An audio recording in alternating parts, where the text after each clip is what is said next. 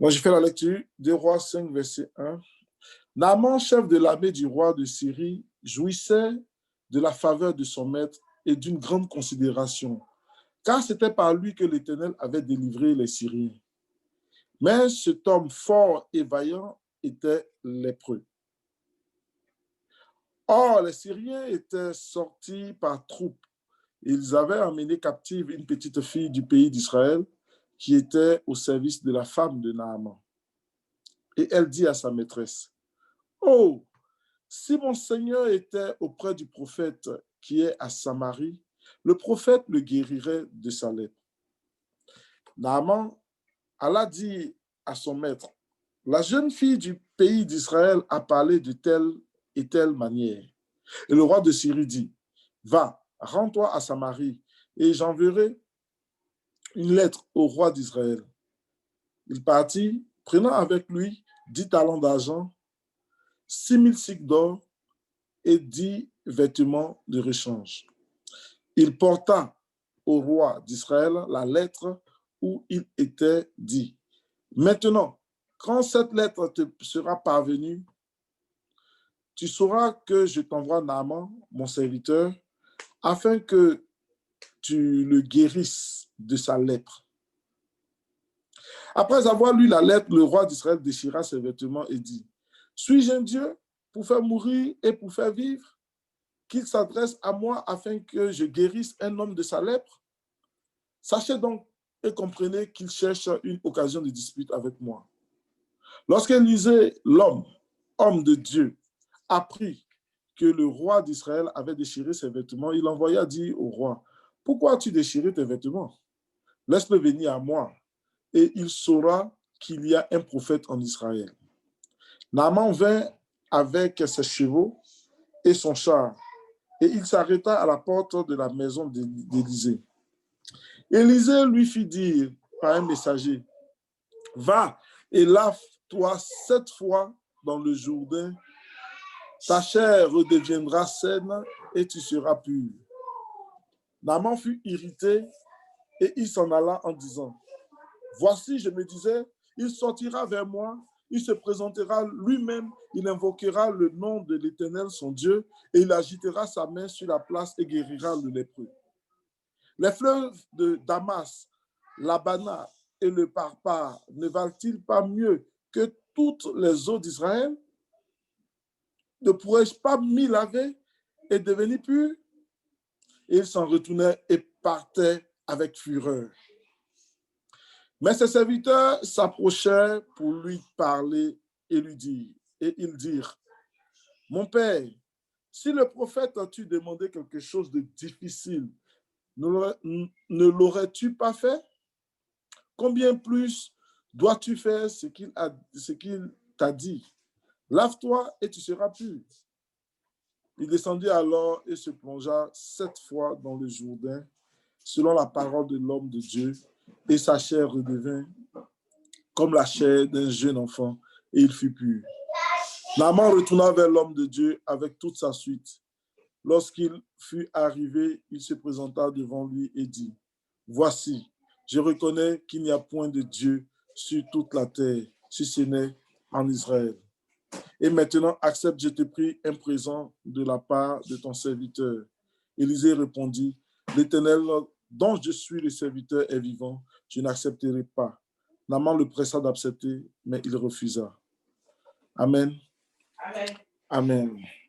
Amen, amen. Alléluia. Amen. Donc, c'est une histoire que nous tous nous connaissons pour la plupart. C'est l'histoire de Naaman. Naaman, ce général de l'armée qui était très considéré dans son pays parce que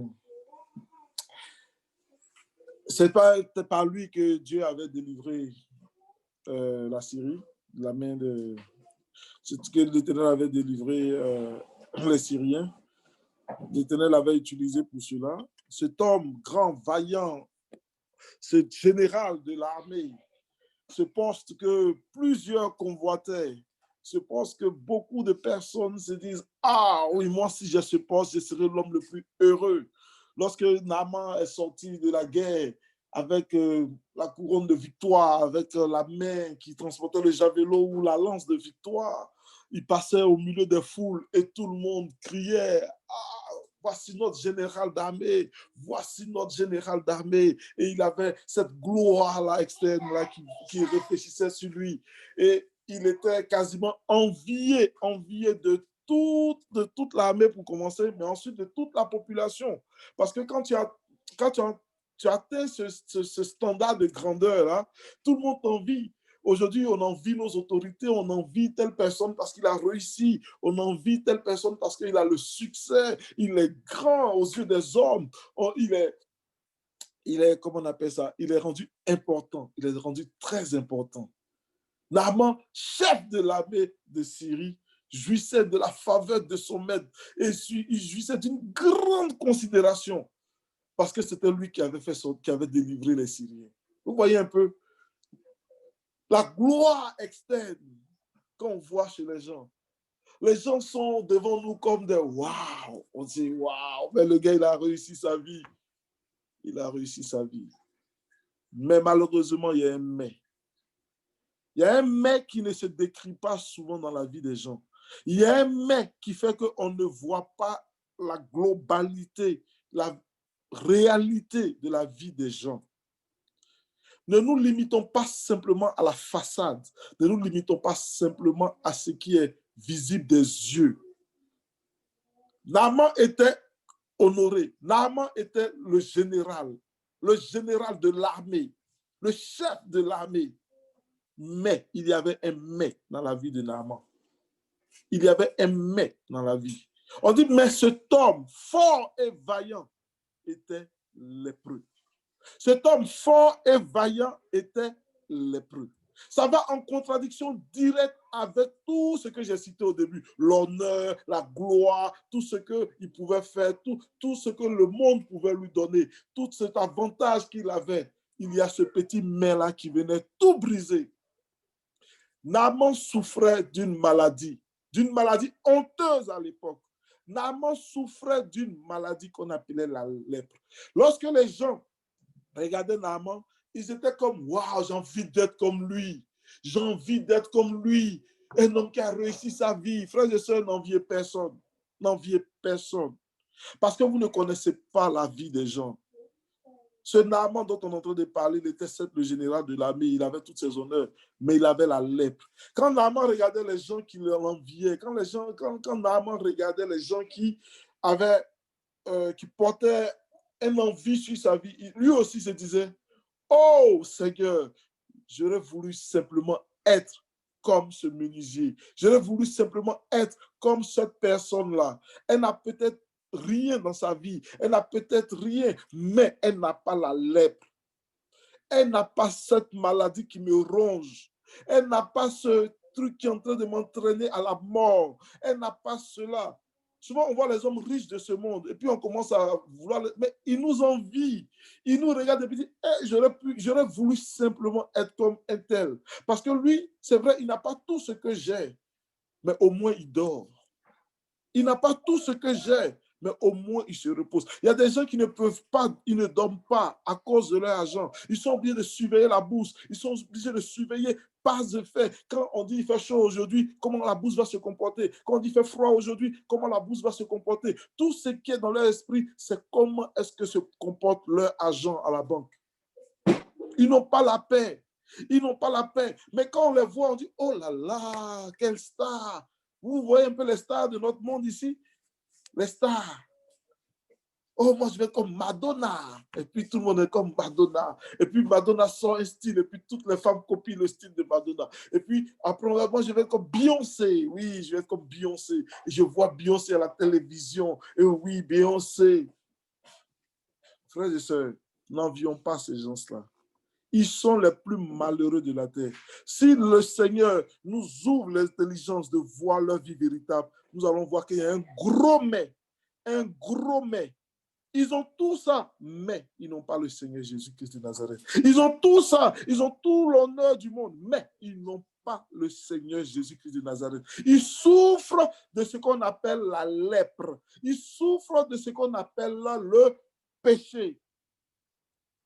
C'est de cette maladie-là réelle que Naaman souffrait. C'est de cette maladie réelle que les gens souffrent aujourd'hui. Le péché. C'est le péché qui nous tire vers la mort. C'est le péché qui nous introduit vers l'enfer. C'est le péché qui est en nous, qui fait que nous ne pouvons pas être agréables à Dieu. Nous souffrons tous de cette maladie-là. La parole de Dieu déclare que tous ont péché et sont privés de la gloire de Dieu. Il n'y a pas un seul qui est né saint. Nous tous, nous avons péché et nous sommes privés de la gloire de Dieu. C'est le péché. C'est de ça qu'il s'agit. Dieu appelle un chat un chat. Il ne change pas le nom des choses. Il ne change pas le nom des choses. Naaman savait qu'il souffrait. Il savait qu'il souffrait de la lèpre. On dit, mais cet homme vaillant était lépreux.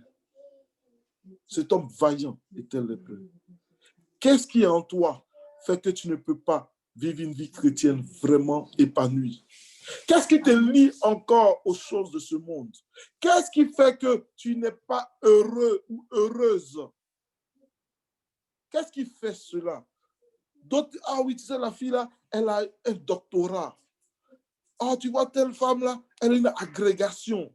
Ah, tu vois, telle personne là, il est. Mais la personne elle-même n'est pas heureuse. La personne elle-même, il y a un mais. Il y a un mais qui fait que la personne ne peut pas être épanouie. Naaman avait toutes ces gloires-là. Il avait tout cela, mais il n'était pas heureux.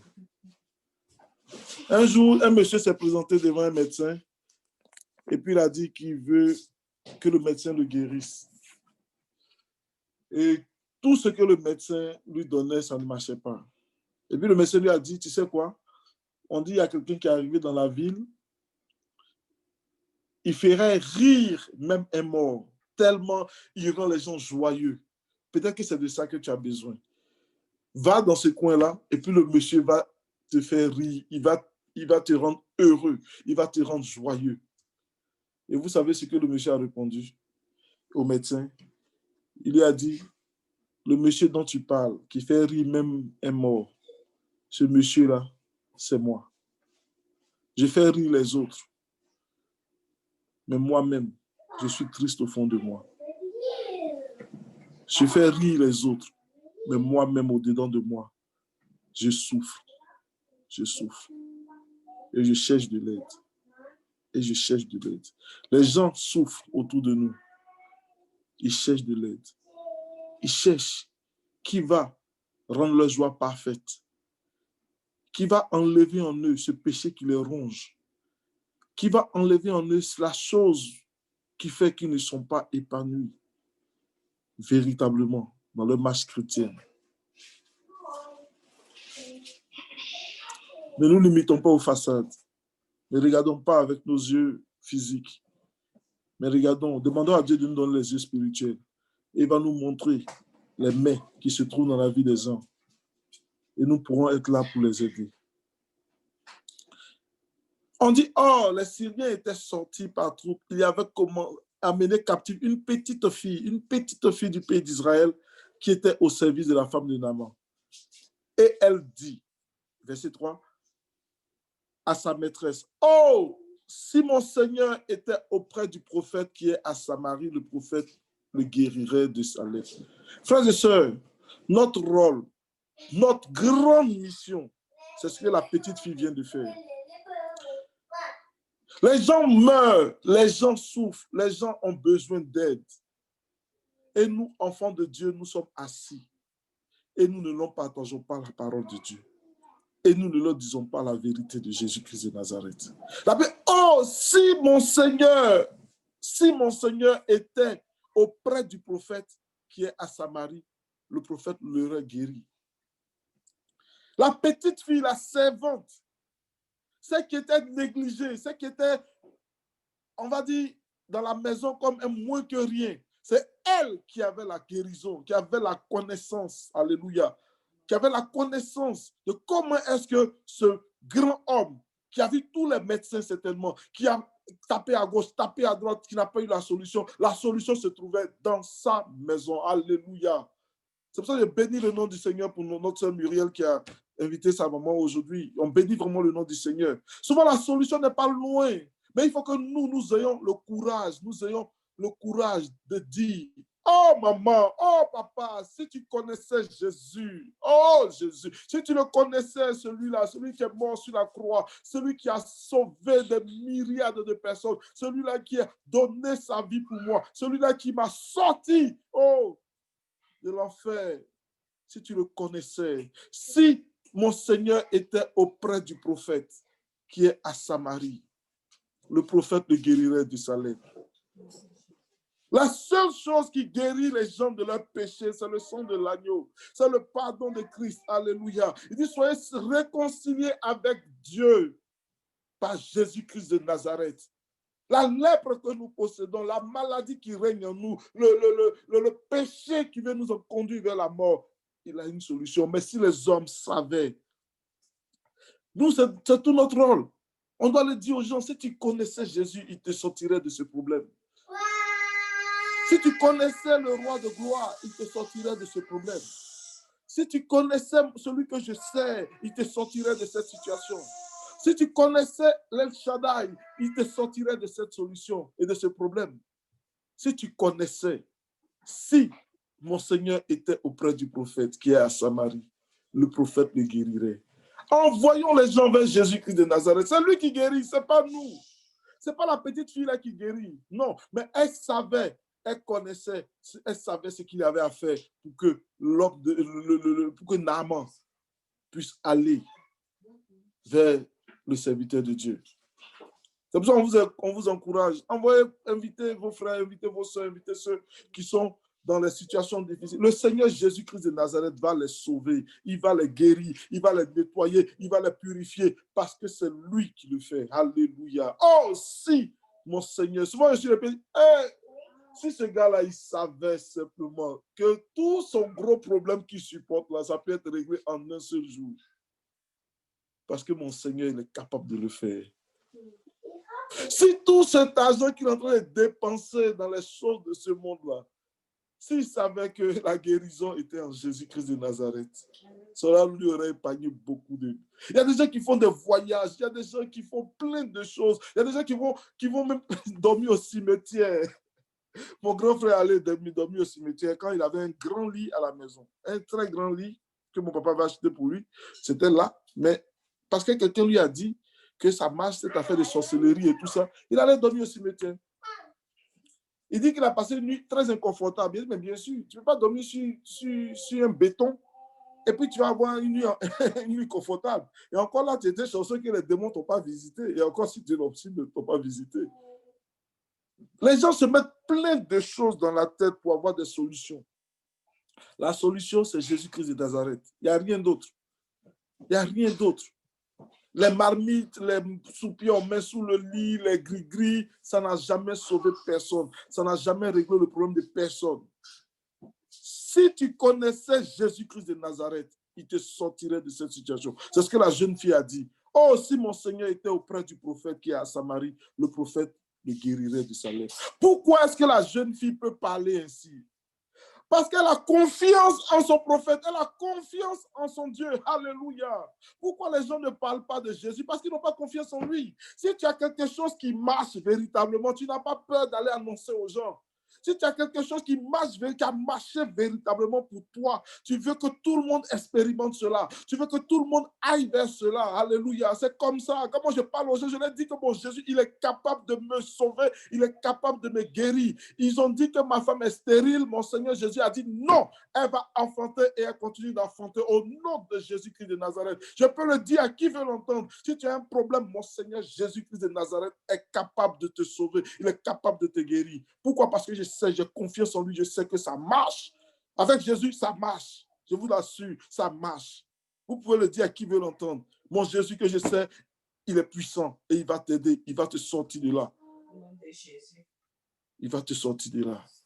Elle allait dire ça à sa maîtresse parce qu'elle a cru. Parce qu'elle a cru. On est assis à l'église et puis on ne croit pas même en Dieu compris. Ça n'a pas de sens. On ne peut pas parler de lui aux gens.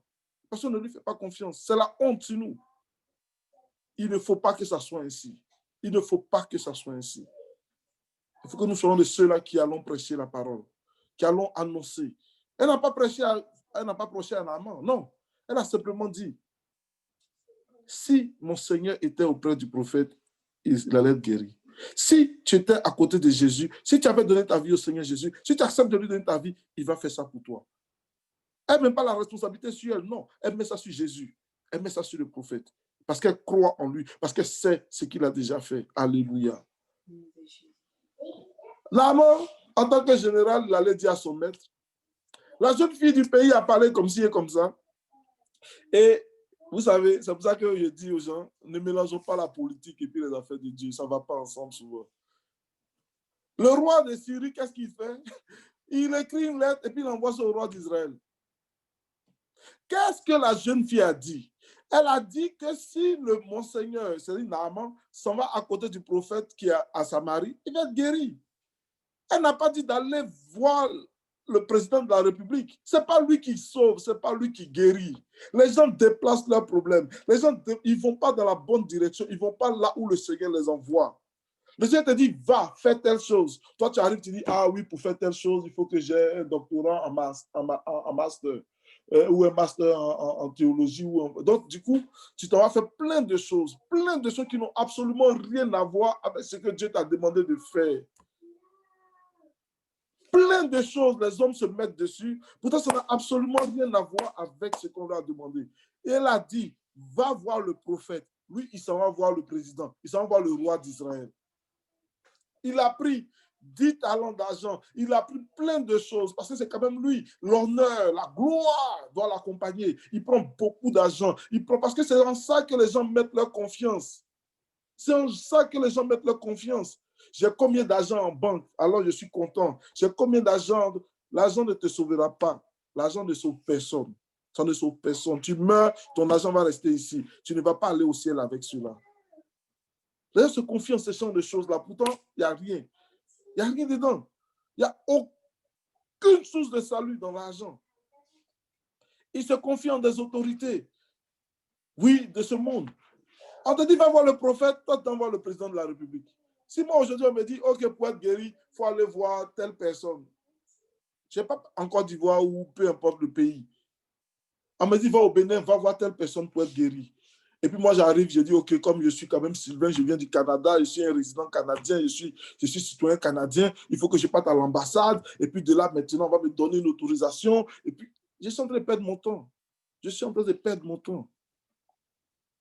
On t'a dit que le chemin, c'est Jésus-Christ de Nazareth. Ce n'est pas Marie, ce n'est pas les anges, ce n'est pas tout cela. Tout cela, ce n'est pas eux. La solution, c'est Jésus. C'est à lui que tu dois aller. C'est à lui et lui seul que tu dois aller. Tout le reste, tous ces protocoles, on met devant là. Dieu n'est pas dedans. Il n'est pas dedans. Il faut que nous comprenions cela. Il n'est pas dedans. C'est à Jésus qu'il faut aller. C'est à lui et lui seul qu'il faut aller. J'ai passé par le roi, j'ai passé par les anges, j'ai passé... Il y a un ami qui me disait, ah oui, je suis en train de prier l'ange tant pour la protection du voyage. J'ai dit, ah bon? OK, il n'y a pas de problème. Moi, j'ai pris Jésus. Il dit, mais pourquoi tu me dis ça comme ça? J'ai dit, mais peut-être, il faut faire attention parce que si Jésus a envoyé l'ange là pour faire quelque chose d'autre, ton voyage peut être vraiment à risque. Hein? Il a commencé à rire. J'ai dit, mais pourquoi est-ce que tu pries un ange quand tu peux prier Jésus lui-même? Pourquoi tu pries sa maman quand tu peux le prier lui-même? Pourquoi est-ce que tu t'entêtes à allonger le chemin quand lui-même il est là? On te dit, va voir Jésus, tu dois te mettre plein de choses sur la tête. C'est pourquoi le roi de Syrie dit à Naaman d'aller voir le roi d'Israël. Ce n'est pas ce qu'on a dit. Ce n'est pas ce qu'on a dit. Et voilà ce que ça a failli entraîner. Le gars, il commence à dire, oui, que le gars veut me déclarer la guerre, la lettre, lui, ça devient des débats inutiles. Or, toi, ce que tu veux, c'est d'être guéri. C'est d'être guéri. C'est ce que toi, tu veux. Il dit, suis-je un Dieu pour faire mourir ou pour faire vivre, qui s'adresse à moi afin que je guérisse un homme de sa lèpre? Sachez donc et comprenez qu'il cherche une occasion de dispute avec moi. Mais c'est normal que le roi raisonne comme ça. Ce n'est pas le chemin.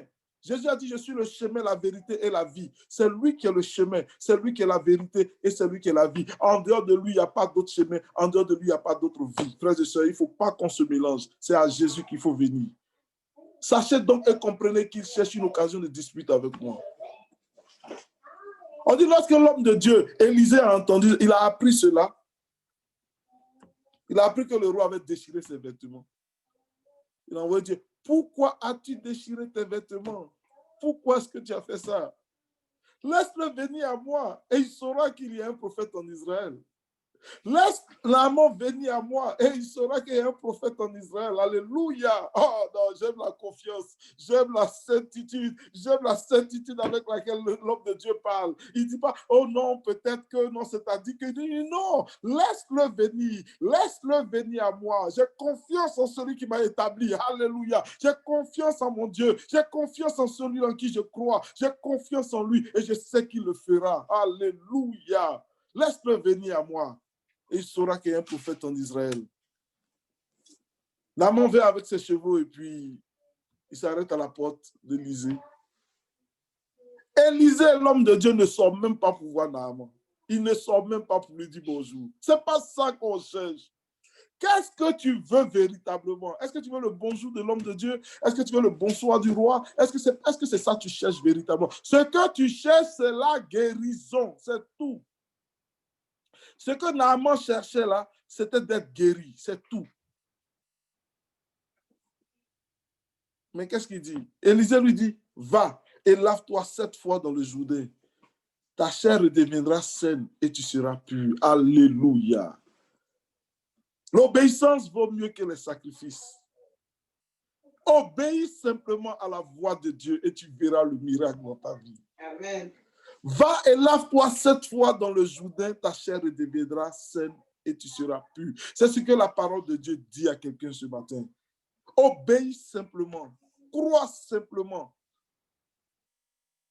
et tu verras la gloire de Dieu. Amen. Est-ce que c'est le Jourdain qui guérit? Est-ce que c'est l'eau là qui guérit de la lèpre? Combien de personnes plongent dans ce Jourdain-là tous les jours et puis ne sont pas guéris? Est-ce que c'est l'eau qui guérit? Non, c'est Jésus qui guérit. C'est Jésus qui sauve. Tout ce qu'il nous demande, c'est l'obéissance. Tout ce qu'il nous demande, c'est obéir. C'est obéir. Obéir à ses voix. Mais malheureusement, Naaman, il a été irrité. Il a été irrité. Et il s'en alla en disant, moi je me disais, il sortira vers moi, il se présentera lui-même, il invoquera le nom de l'Éternel, son Dieu, et il agitera sa main sur la place et guérira le lépreux. Les fleuves de Damas, l'Abana et le Papa ne valent-ils pas mieux que tous les eaux d'Israël? Ne pourrais-je pas m'y laver et devenir pur? Et il s'en retournait et il partait avec fureur. Frères et sœurs, ça c'est la vie de certains chrétiens et c'est dommage. Ils veulent aider Dieu. Ils ont déjà un plan conçu pour leur guérison. Ils ont déjà quelque chose de conçu pour leur guérison. Pour eux, pour que ça marche, voilà comment ça doit se passer. Ils veulent guider Dieu. Ils veulent obliger Dieu à faire comme eux, ils veulent. Naaman, il était un protocolaire. Il dit, OK, voilà, pour que ça marche, c'est comme ça qu'on fait. C'est pas comme ça qu'on fait avec Dieu. C'est pas comme ça qu'on fait avec Dieu. Tu obéis à sa voix. Tu lui fais confiance. Tu ne t'irrites pas contre ses instructions. Parce que peut-être que dans l'armée, c'est comme ça. Oui, quand tu viens, il sortira vers moi. C'est quand même moi. C'est quand même moi, Naaman. Donc, l'homme de Dieu doit venir vers moi. L'homme de Dieu doit venir vers moi. L'humilité précède la gloire. Tant qu'on ne sera pas humble pour fléchir genoux devant le Seigneur, tant qu'on ne sera pas humble pour obéir à ses instructions, même si on ne les comprend pas, on va s'irriter et on va continuer de faire ce qu'on a à faire et on va vivre dans notre péché. Il dit l'homme va se présenter devant lui, il va invoquer le nom de Dieu. C'est toi qui guéris ou bien c'est venu te faire guérir? Qui est dans le problème? C'est toi ou bien c'est l'homme de Dieu? C'est toi, Naaman, qui est dans le problème. Et déjà, quand tu pries pour eux, ah oui, non, moi, je ne peux pas faire ça. Moi, non, moi, ce n'est pas comme ça que je fais. Non, pour être guéri, non, moi, non. OK. Si ce que tu fais t'avait guéri, tu n'allais jamais chercher la voix de Dieu. Mais c'est parce que ça n'a pas marché que tu viens avec humilité te mettre aux pieds de Jésus-Christ de Nazareth. Donc, c'est pour cela que tu dois suivre, lui, ses instructions. Tu ne viens pas faire ce que tu veux. Tu viens faire ce que Dieu dit de faire. Il faut vraiment que nous, enfants de Dieu, nous puissions comprendre cela. Que nous soyons des chrétiens qui obéissons à la voix de Dieu. Les 10 lépreux qui sont venus vers Jésus-Christ de Nazareth, qu'est-ce qui s'est passé avec eux? Jésus leur a dit, allez vous présenter au sacrificateur. Il n'a pas imposé les mains à qui que ce soit. Il n'a pas dit, voilà, comme toi, ta lèpre, c'est de combien de jours, combien de temps. Non, il a dit simplement, allez vous présenter au sacrificateur. Pourquoi? Parce que dans l'Ancien Testament, c'est écrit que lorsque tu veux aller vérifier que tu es guéri, tu vas te présenter au sacrificateur et tu fais l'offrande de ta guérison. Donc, Jésus-Christ de Nazareth, il sait que si ces gens-là obéissent à sa voix, le temps qui va arriver sur les sacrificateurs, ils seront guéris. Parce que ce qui guérit véritablement, c'est la parole de Dieu. Alléluia. C'est la parole qui guérit. C'est la parole de Dieu qui fait toutes choses. Lorsque tu crois la parole de Dieu et que tu agis sur ce qu'elle a dit, alors tu vois le miracle s'accomplir dans ta vie. Amen. Il a dit à, comment il s'appelle, à Pierre, Jésus marchait sur les eaux. Pierre lui a dit quoi? Si c'est vraiment toi, Jésus, ordonne que je marche aussi sur les eaux. Jésus lui a dit quoi? Viens. C'est le viens là qui a fait que Pierre a marché sur les eaux. Mais lorsque Pierre a commencé à voir le vent et autres, il a douté et puis s'est enfoncé. Mais quand tu obéis la parole de Dieu, quand tu décides d'obéir, Dieu fait des grandes choses dans ta vie. Amen. Naaman, lui, était irrité. Pourquoi est-ce qu'on ne fait pas comme lui veut? Pourquoi? Les gens veulent ajouter tellement de choses dans la vie chrétienne. Ils veulent ajouter tellement de choses. Tellement de choses ont été ajoutées dans la parole de Dieu que finalement, on ne sait même plus où on va. Quand tu arrives dans une communauté, et voilà comment ils font. Quand tu arrives dans l'autre communauté, ah, voilà comment ils font. Tu tournes de l'autre côté, voilà comment ils font. Et finalement, les gens sont perdus. Ils ne savent plus où aller. Ils tergiversent. Mais quand c'est comme ça, frère, c'est retourner dans la parole. Retournez simplement dans la parole. Qu'est-ce que Dieu a dit?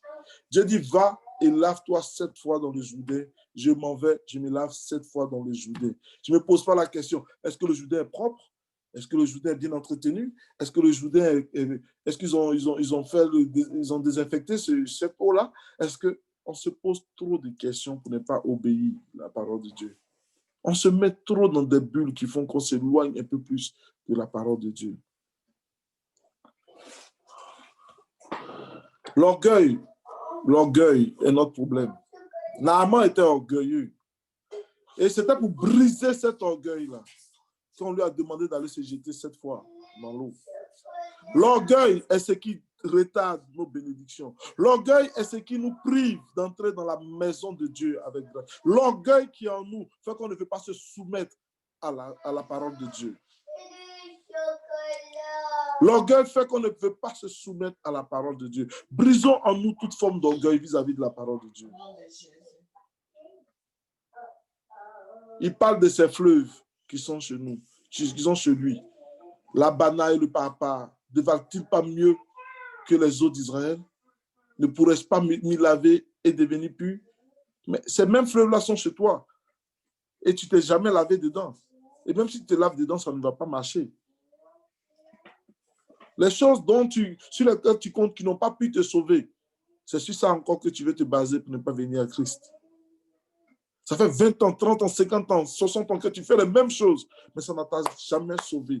Et tu veux toujours les continuer. Tant que tu vas faire les mêmes choses, tu vas obtenir toujours les mêmes résultats. Donc, il faut changer. Il faut changer. Ses serviteurs se sont approchés de lui pour lui parler. On dit, si le prophète lui demandait quelque chose de difficile, ne l'aurais-tu pas fait? Combien de gens vont de faire des choses difficiles? Difficiles. Il y a des gens qui ont leur demande de tuer.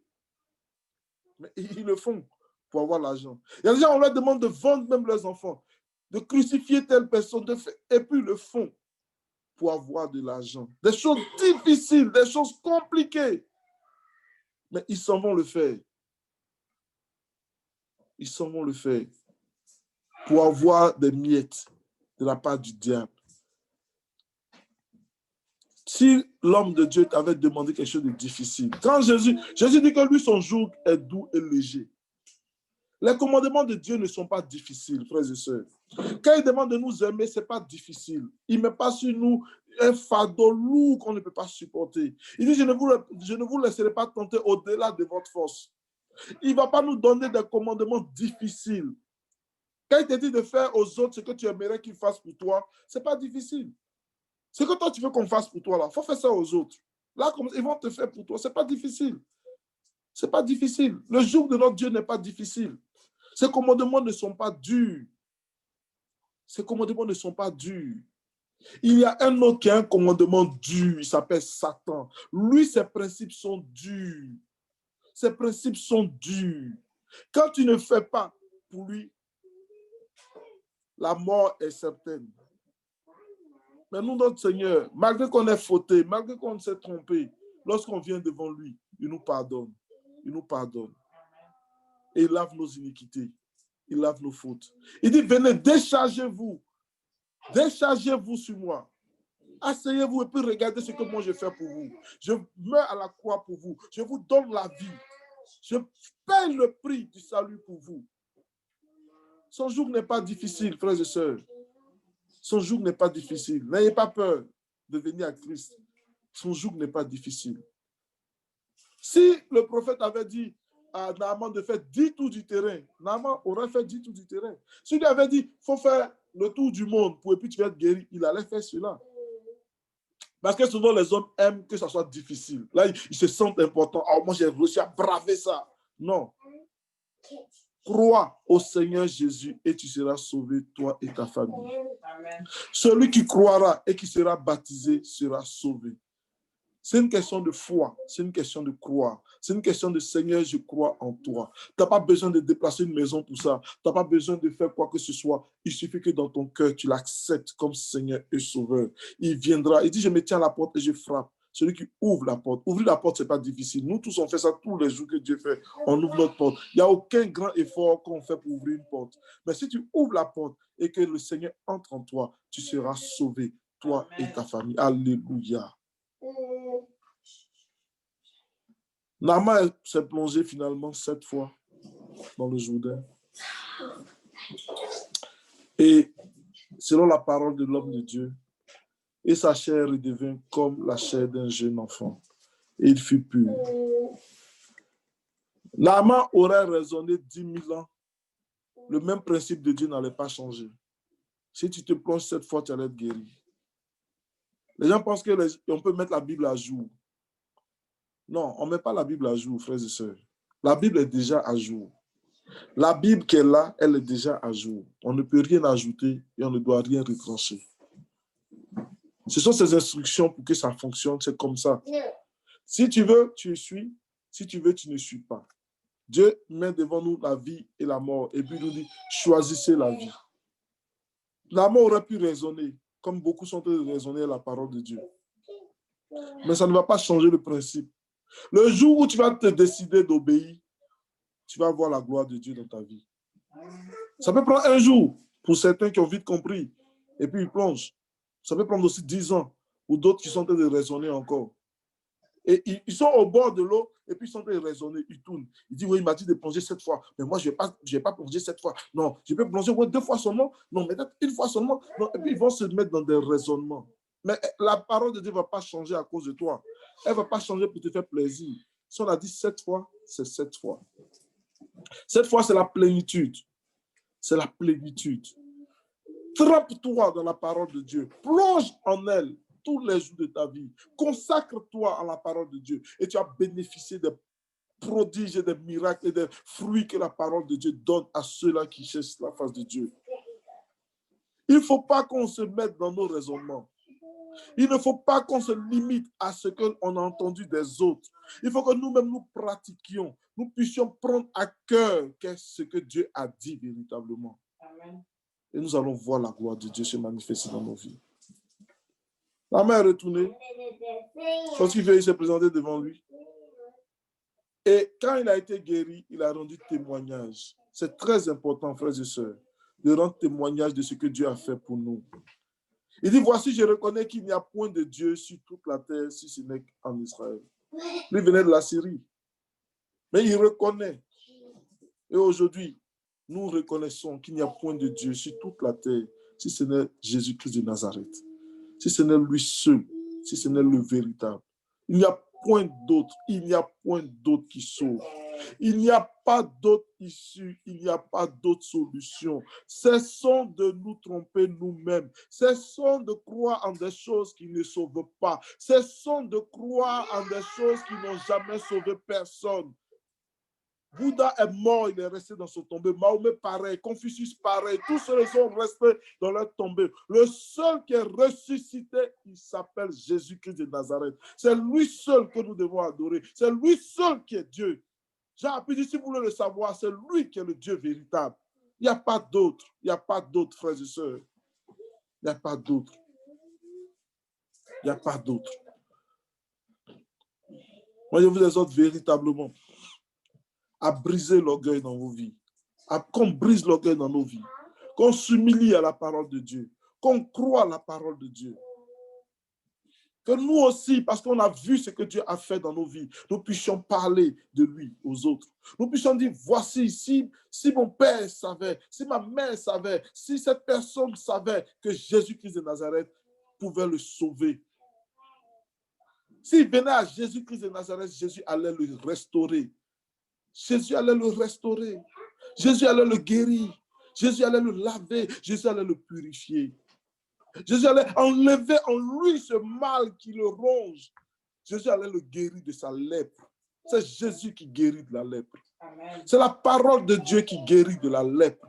C'est la parole de Dieu qui nous libère du péché. Comment comprendre que les gens sont accros à la cigarette, accros à la drogue, accros à toutes ces choses-là? Et lorsqu'ils reçoivent l'évangile de Christ, ils reçoivent la puissance de Jésus en eux. Du coup, la cigarette n'a plus de goût dans leur bouche parce que le Seigneur Jésus est passé par là. D'où vient que cette femme qui est stérile, qui ne peut pas enfanter, lorsqu'elle entend la parole de Dieu, lorsque le Seigneur Jésus-Christ de Nazareth la visite, elle accouche au nom de Jésus. D'où vient que ceux-là qui sont tapis dans l'ombre de la mort, lorsque la lumière de Christ apparaît, ils sont délivrés parce que c'est Jésus-Christ de Nazareth qui fait cela. Frères et sœurs, reconnaissons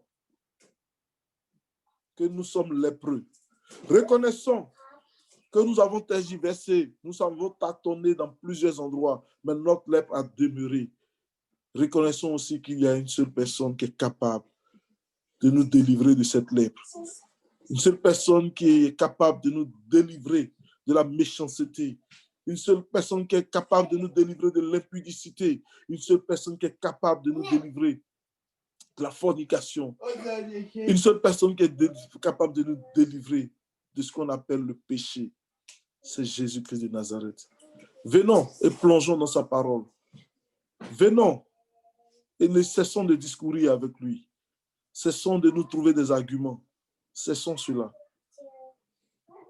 Et lorsqu'il va nous sauver, nous et toute notre famille, nous pourrons aller reconnaître au monde, dire au monde ce que nous étions avant et ce que nous sommes maintenant.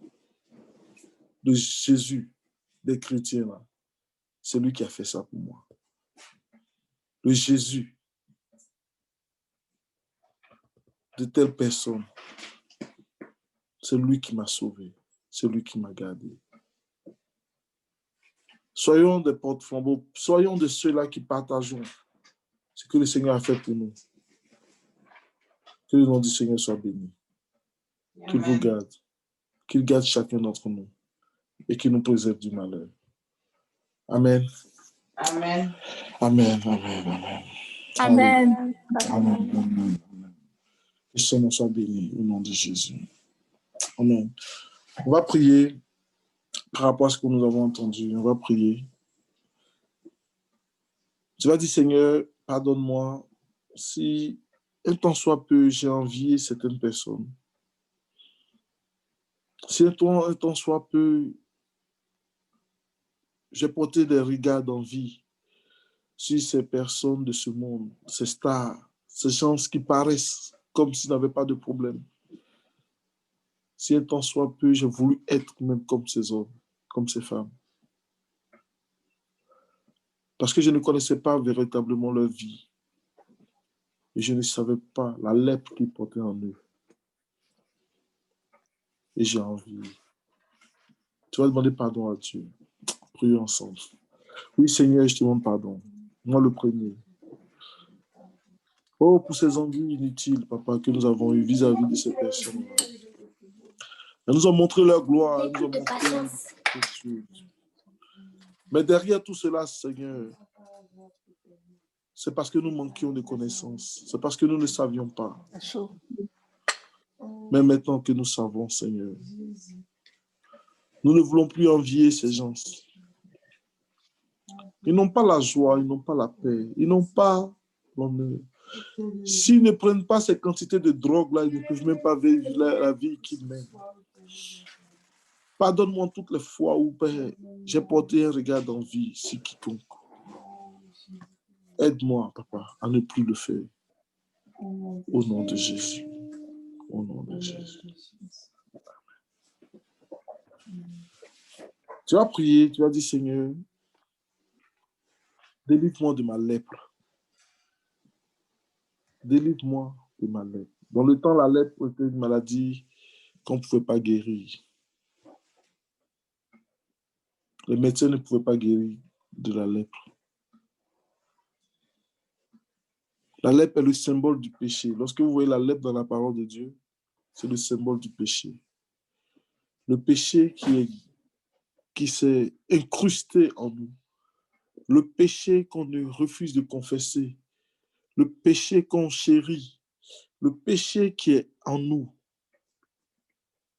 Le péché qui nous ronge. Le péché qu'on ne dirait même pas à sa femme, même pas à son meilleur ami, même pas à son conseiller religieux, même pas à son pasteur. Le péché qu'on ne veut pas dire à quelqu'un, c'est ça notre lèpre. Tu vas prier Dieu. Tu vas lui demander la force de pouvoir confesser ce péché-là, de pouvoir t'en départir. Si tu ne peux pas, dis-lui de le faire pour toi. Il va le faire. Accepte simplement. Accepte simplement de t'abandonner à lui. Il va te délivrer de ce péché. Prions ensemble. Oui, Seigneur Jésus. Moi, le premier, papa. Pardonne-moi mes iniquités, Jésus. Pardonne-moi mes fautes. Comme Naaman, ô Éternel, mon Dieu, mon roi, je peux paraître bien devant le monde. Comme Naaman, ô Éternel, mon Dieu, moi, je peux paraître, oh oui, le pasteur, s'il veut. Mais toi, Éternel, mon Dieu, mon roi, tu me connais mieux que moi-même. Tu me connais mieux que moi. Et tu sais mettre le doigt là où ça ne va pas, Seigneur. Tu sais mettre le doigt là où j'ai encore à faire, papa. Tu peux mettre le doigt, Éternel, et me délivrer encore de tout ce qui est en moi qui ne confesse pas ton nom. Tout ce qui est en moi, Éternel, mon Dieu, mon roi, qui fait obstacle à l'avancée, au nom de Jésus. Père éternel, mon Dieu, bon, à quoi ça sert que je sois bien vu aux yeux des hommes quand j'ai quelque chose qui me tue? À quoi ça sert que je sois bien vu aux yeux des hommes quand, oh éternel, mon Dieu, mon roi, je suis rongé au-dedans de moi? À quoi ça sert, oh éternel, que je sois adulé par les hommes quand je me dirige vers des tombeaux, éternel, mon Dieu? Papa, aide-moi, aide-moi, aide chacun d'entre nous. Tu nous connais, nous n'allons pas faire de publicité, mais tu nous connais. Tu nous connais véritablement. Tu connais notre zèle pour toi. Tu connais, Papa éternel, mon Dieu, ce que nous voulons faire pour toi. Mais souvent, nous transportons avec nous un péché que nous refusons de laisser. Papa, pardonne-nous, aide-nous. Aide-nous à nous en départir. Parce que cela va nous conduire à la mort. Cela va nous conduire au cimetière, Seigneur. Aide-moi, aide-moi, Seigneur. Aide chacun d'entre nous. Que toute la gloire te revienne. Que toute la gloire te revienne. Tu vas prier aussi, tu vas dire, Seigneur, je veux être comme cette petite fille-là, qui a simplement indiqué le chemin du salut. Elle a simplement indiqué le chemin. Elle n'est pas le chemin, mais elle a indiqué là où il faut aller pour être sauvé, là où il faut aller pour recevoir de Dieu, là où il faut aller pour écouter la parole de Dieu, là où il faut aller. On va prier. Tu vas dire, Seigneur, donne-moi ce courage-là de le faire. D'en parler à mes collègues, d'en parler à ceux qui sont autour de moi. Si vous connaissiez mon Jésus, vous seriez pur. Si vous connaissiez mon Jésus, vous seriez sauvés. Si vous connaissiez mon Jésus, il vous guérirait de tel et tel mal, de tels maux. Prions ensemble au nom de Jésus. Seigneur, je te prie par la puissance de ton Saint-Nom. Nous voulons glorifier ton nom parce que tu es un Dieu vrai. Donne-nous de conduire simplement les gens à toi. Papa, en moi-même, je n'ai aucun pouvoir pour sauver qui que ce soit. Moi-même, je veux être sauvé de toi. Seigneur, mais je veux simplement diriger les gens vers toi. Diriger les gens vers toi, Jésus. Leur dis que c'est toi qui sauves. Leur dis que c'est toi qui guéris. Leur dis que c'est toi qui purifies. Donne-moi le courage d'ouvrir ma bouche. Donne-moi, éternel mon Dieu, mon roi, quand il s'agira de le faire, que je ne réfléchisse pas 10 fois, 30 fois pour dire aux gens que c'est Jésus qui sauve, que c'est Jésus qui guérit. De les conduire vers toi, Seigneur. Aide-moi à le faire. Que je ne manque pas ce genre de rendez-vous. Oh, alléluia. Cette jeune fille, parce qu'elle a dit, a sauvé la vie de Naaman. Cette jeune fille a simplement conduit les hommes vers toi, Seigneur, vers ton prophète. Donne-nous de le faire. Alléluia. Que toute la gloire te revienne. Au nom de Jésus. Amen. On va prier pour le dernier sujet. On va prier pour que le Seigneur nous aide à nous plonger encore plus dans la parole de Dieu. Comme Naaman, il devait se plonger 7 fois. Il a commencé à discourir. Et comme beaucoup de chrétiens, on se donne des arguments. On se donne beaucoup d'arguments pour ne pas faire ce que Dieu nous veut qu'on fasse. On va prier le Seigneur. On va dire, Seigneur, nous ne voulons plus débattre avec toi. Nous voulons simplement obéir. Est-ce que nous comprenons tout? Non, bien sûr que non. Est-ce qu'il y a beaucoup de choses qui auraient pu être dites encore? Bien sûr, beaucoup de paramètres auraient pu être abordés dans ce passage. Mais Seigneur, au-delà de tout cela, je vais simplement, lorsque je lis ta parole, je vais simplement obéir. Je veux faire ce que tu me dis de faire. Je veux croire ta parole. Je veux croire qu'elle est suffisante et elle est puissante pour agir dans ma vie si j'obéis simplement. Prions ensemble au nom de Jésus. Oui, Seigneur, je bénis ton nom. Je glorifie ton Saint-Nom parce que tu es un Dieu vrai. Et tu me donnes la force. Tu donnes la force à chacun d'entre nous ici présents d'obéir à ta parole. Quand tu dis que c'est vers toi que nous devons venir, c'est vers toi que nous devons venir. Quand tu dis que c'est toi qui es le sauveur, papa, donne-nous de croire que c'est toi qui es le sauveur. Donne-nous véritablement, oh Jésus, la force d'obéir à ta parole. Moi, le premier. Donne-moi la force, Jésus. Souvent, ce n'est pas facile. Souvent, c'est incompréhensible, c'est vrai, mais je veux que tu me donnes la force de simplement me plonger. Me plonger, papa. M'humilier, oh, je veux m'humilier devant ta parole, papa. Je vais simplement obéir. Brise en moi toute forme d'orgueil. Brise en moi tout ce qui est orgueilleux au nom de Jésus-Christ de Nazareth. Et donne-moi l'humilité. Donne-moi l'humilité, papa, de croire, d'obéir à ta parole. Fais-le à cause de ton Saint-Nom. Fais-le, Seigneur Jésus. Fais-le dans la vie de chacun d'entre nous ici.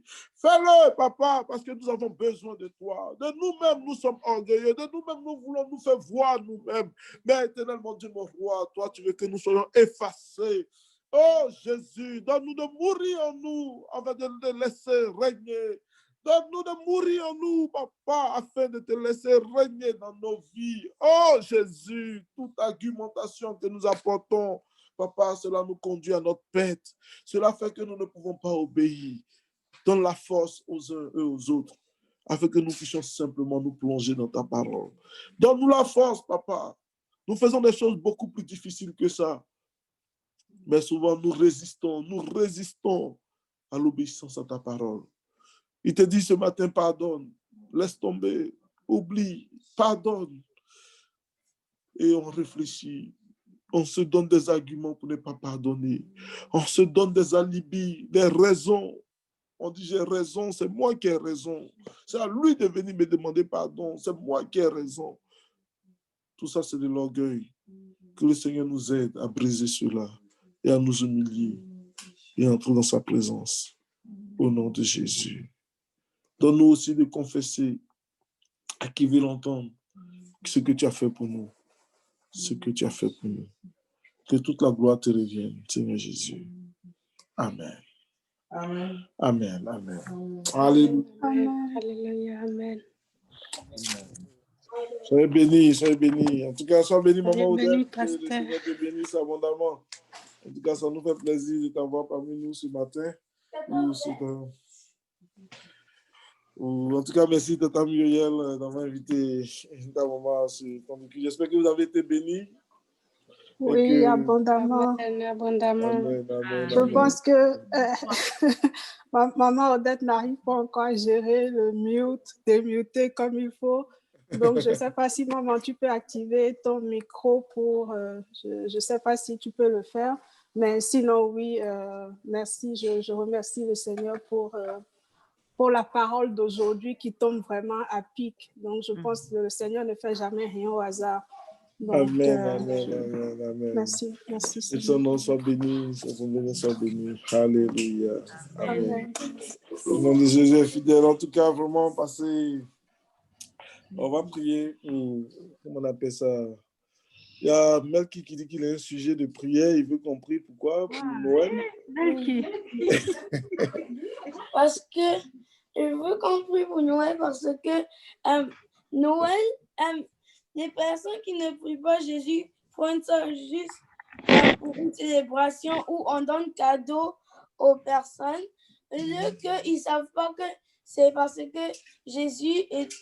Noël, c'est parce que Jésus est venu sur la terre pour venir nous sauver. Donc, je voulais prier pour que toutes les personnes qui prennent Noël pour une célébration, pour des cadeaux, c'est vrai qu'on peut donner cadeau à Jésus, mais il ne faut pas qu'on dise que c'est juste une célébration pour donner cadeau aux gens et puis oublier Jésus. Donc, je voulais prier. Amen, amen. C'est bien. Amen. Oui, Noël, Amen. merci beaucoup pour ton sujet de prière. On va prier. Amen. Pour que Dieu ouvre l'intelligence des gens, pour qu'ils se souviennent véritablement que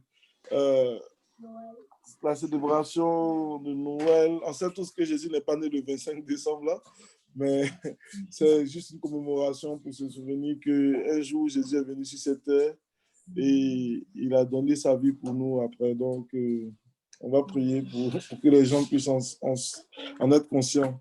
Amen. Seigneur, merci pour ta grâce. Merci pour ce sujet avec lequel il me poursuit depuis maintenant plusieurs jours. Et nous bénissons ton nom parce que c'est vrai, il faut que, Père, durant ce temps de Noël, les gens puissent prendre connaissance du fait que si on leur a donné des semaines pour passer à la maison, ce n'est pas juste pour célébrer en famille ou tout ça, non, c'est plus pour se souvenir du fait que toi, tu es venu un jour sur cette terre. Tu es venu, Papa, pour nous aider. Tu es venu pour nous sauver. Tu es venu, ô Éternel, mon Dieu, pour que l'humanité puisse être réconciliée avec Dieu. Parce que nous avons péché contre toi, et c'est contre toi que nous avons péché. Mais tu as envoyé ton Fils sur cette terre afin de nous réconcilier avec toi, ô Papa. Bénis chacun d'entre nous. Permettre que, Père, le monde, tous ceux qui vont célébrer cette fête-là, Papa, puissent l'orienter dans la bonne direction. Qu'il ne se limite pas simplement à une fête mondaine, à une fête qui est limitée à un petit minute de prière et puis c'est fini. Non, mais que nous puissions tous les jours avoir cela en conscience, que toi, Jésus, tu es venu sur cette terre. Amen. Merci, merci Jésus, pour ton sacrifice. Tu as abandonné ton trône de gloire et tu es venu naître ici comme un bébé. Tu es venu sur cette terre, tu t'es pris un corps, tu t'es pris une chair, tu t'es pris, ô éternel mon Dieu, mon roi. Et tu es né dans l'endroit le plus minable. Même nous ne sommes pas nés là-bas. Toi, tu es né dans une étable. Tu es né parmi les moutons parce qu'il n'y avait pas de place pour toi. Toi qui as créé l'univers, le monde n'a pas pu te trouver de place, sinon te faire naître dans une bergerie. Pardonne-nous, Jésus. Parce que vraiment, le monde puisse en être conscient et que cette célébration qui s'en vient soit remplie de sens dans la vie des uns et des autres. Dans le nom de Jésus. Amen. Amen. Amen. Merci, Melky, pour ton sujet. Merci. Amen. Amen.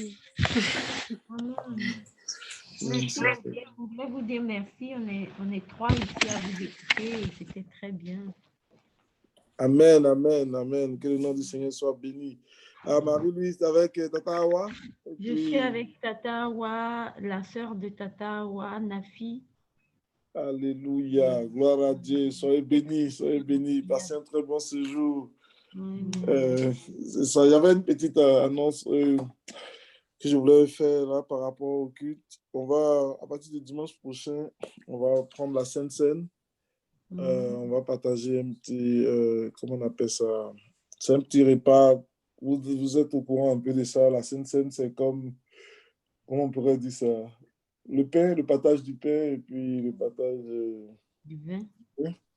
Donc, on va le faire. On va trouver un temps dans notre période de culte. Donc, à chaque fois qu'on va se croiser, préparer juste un petit morceau de pain.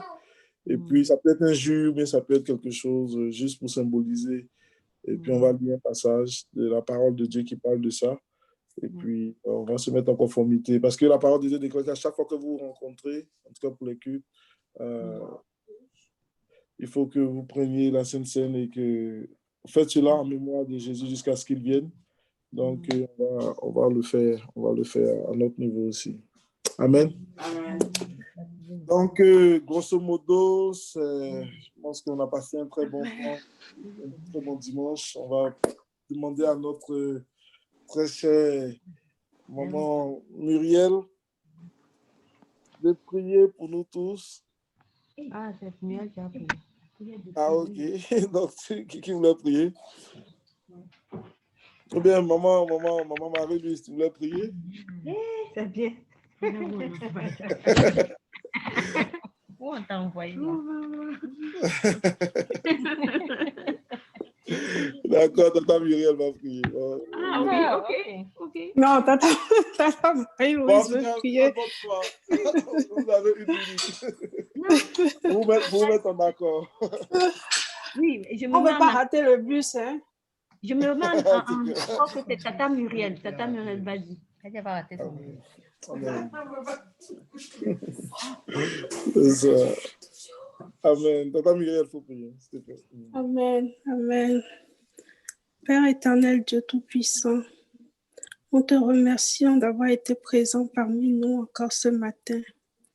Nous te remercions pour ta parole qui transforme, ta parole qui n'est pas rentrée dans des oreilles de sourds, Papa.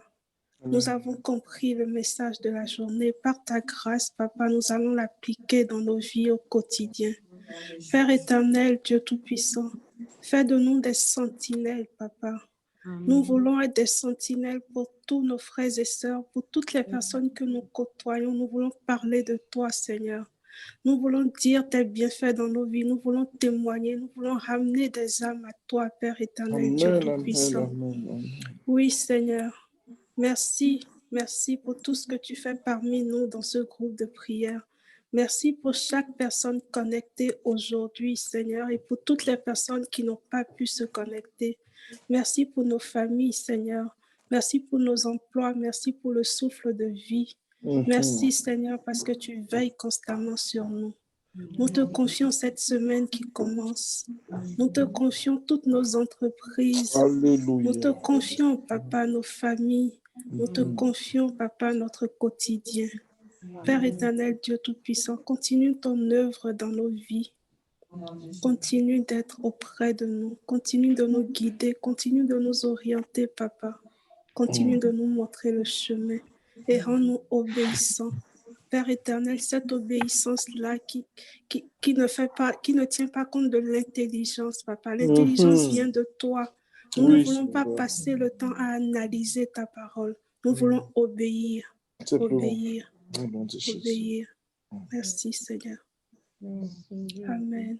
Amen. Amen. Alléluia. Alléluia. Que le nom du Seigneur soit béni. Amen. Amen. Alléluia. Amen. Amen. Bon dimanche tout le monde. Bon dimanche. Bon dimanche à Neige. Bon dimanche. Bon dimanche, mes amis. Bon dimanche Tout le monde. Bon dimanche. Bon dimanche, Tata Diane.